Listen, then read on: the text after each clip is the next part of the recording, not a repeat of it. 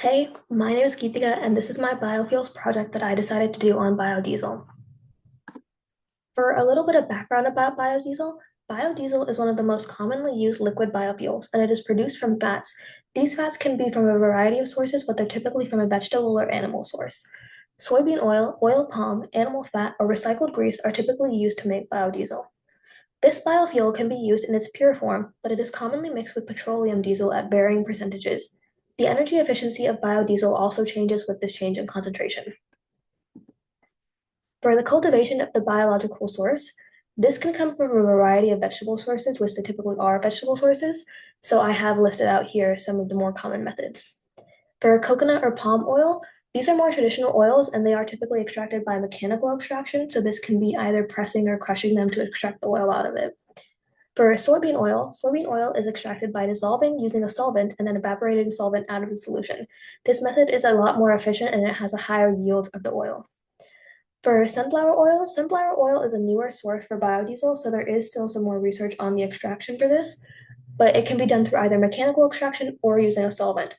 After extraction, it may need to be refined so it can be stabilized and handle higher temperatures. As for the production of biodiesel, this is done through a trans-esterification process. This process involves the fat or oil reacting with an alcohol, which is typically methanol, to produce crude biodiesel and glycerin. The crude biodiesel must then be further refined until it can be used as a fuel source. Fermentation, respiration, or photosynthesis are not directly involved with the production of biodiesel, but like I said, since we're typically using an animal or a vegetable source, they are indirectly involved in the growth and production of those sources. And to the right here, I have a figure that I got from ResearchGate, which is a simplified version of the trans-esterification process. And down below, I have an even more simplified model of going from the fat source to crude biodiesel.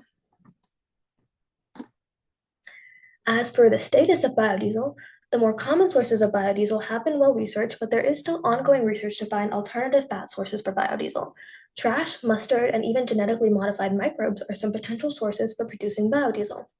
Biodiesel is widely available for a variety of uses such as vehicular use, heating, energy generation, and cleaning oil spills.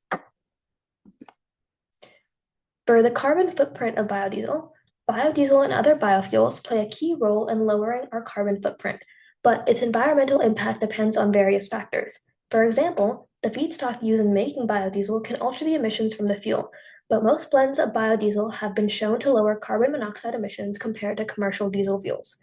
However, growing feedstock for biodiesel takes up land that could potentially be used for food crops, so the issue of expanding biodiesel production is very controversial.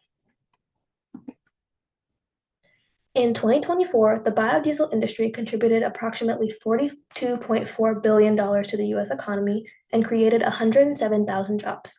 Around 85% of the biodiesel consumed in the US was produced domestically and 15% was imported. Around 10% of the total biodiesel was then sold and exported. If in the coming years we stopped importing biodiesel and instead brought up our own domestic production, the industry would grow by about 17% with an additional 15,000 jobs being created. As for the communication to the public about biodiesel sources, there has been a federal effort to incentivize landowners and operators who participate in the advancement of biodiesel facilities.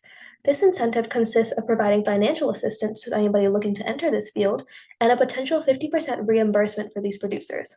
The Clean Fuels Alliance America also works closely with members and stakeholders to communicate the vital role of the biodiesel and biofuel industries to the American economy.